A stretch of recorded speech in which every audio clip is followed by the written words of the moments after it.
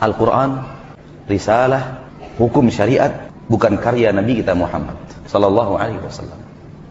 Murni Allah turunkan dari langit dan Rasulullah sampaikan kepada umat seperti yang beliau terima. Di dalam surat Al-Haqqah Allah berfirman, "Walau taqawwala 'alaina ba'd al-aqawil la akhadna minhu bil yamin thumma laqata'na minhu al-watin fama minkum min ahadin anhu hajizin." Seandainya Muhammad mengarang atas nama kami sebahagian perkataan, kami akan ambil dengan tangan kanan kami, lalu kami akan putuskan urat nadinya. Tak seorang pun di antara kalian yang bisa menghalangi kami untuk melakukan itu. Andai Nabi Muhammad mengarang. Akan tetapi yang realitanya bukan seperti itu. Nabi Muhammad mendapatkan wahyu dan menyampaikan seperti yang beliau terima.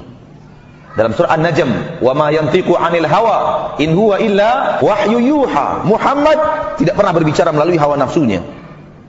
Semua itu adalah wahyu yang diwahyukan Allah kepadanya. Apa manfaat dari keyakinan yang wajib tertanam di dalam jiwa kita bahwa Rasul penyampai, bukan pengarang. Syariat bukan berasal dari Rasul. Syariat berasal dari Allah Rabbul Izzati wal Jalalah, pencipta manusia. Apa manfaatnya? Manfaatnya agar kita sampai kepada kita keyakinan kita tidak berhak mengarang soal syariat. Syariat bukan apa yang diinginkan, apa semata-mata seperti apa yang diinginkan Nabi Muhammad. Syariat bukan karangan Nabi Muhammad. Nabi Muhammad tidak berhak mengarang soal syariat. Kalau Nabi Muhammad, manusia terbaik di permukaan bumi, manusia paling saleh, manusia paling bertakwa, tidak berhak mengarang soal syariat. Berhakkah Anda mengarang soal syariat?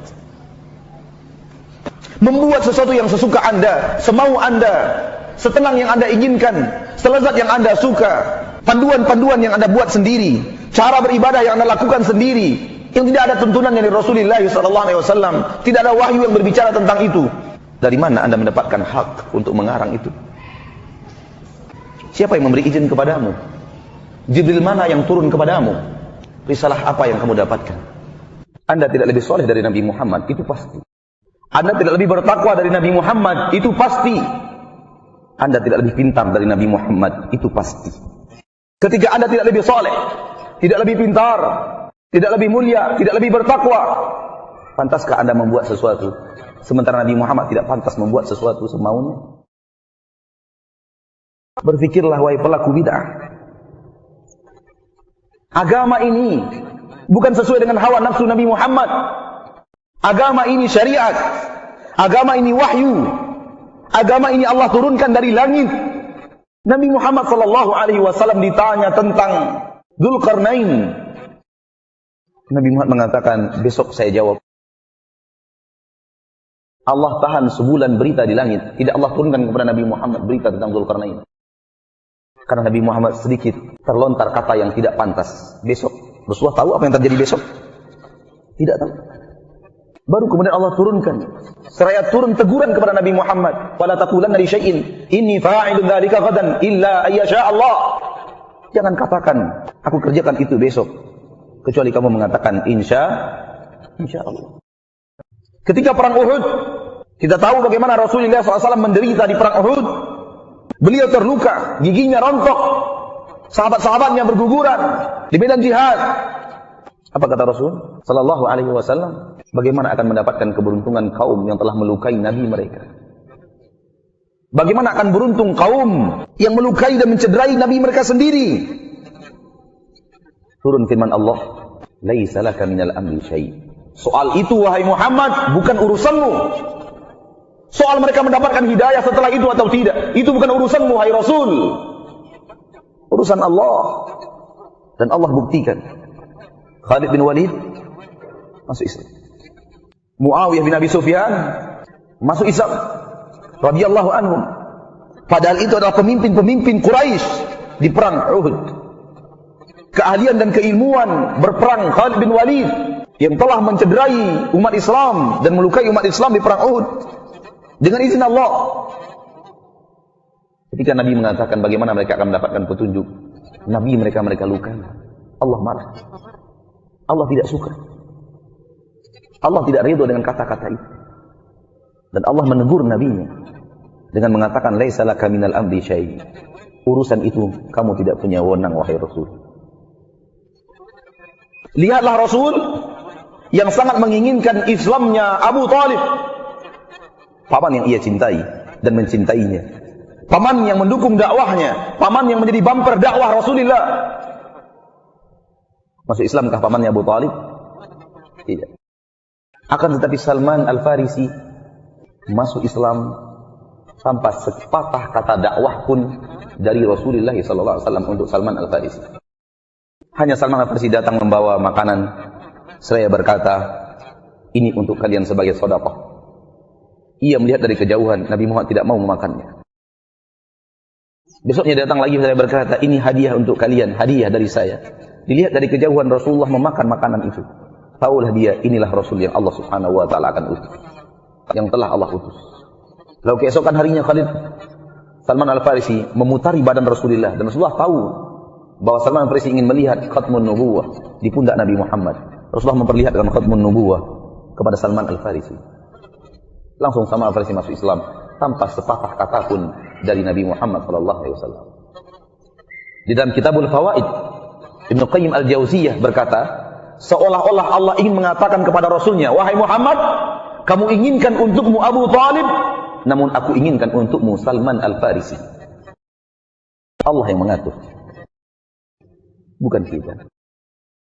Orang yang sadar bahwa agama Islam bukanlah karya Nabi Muhammad.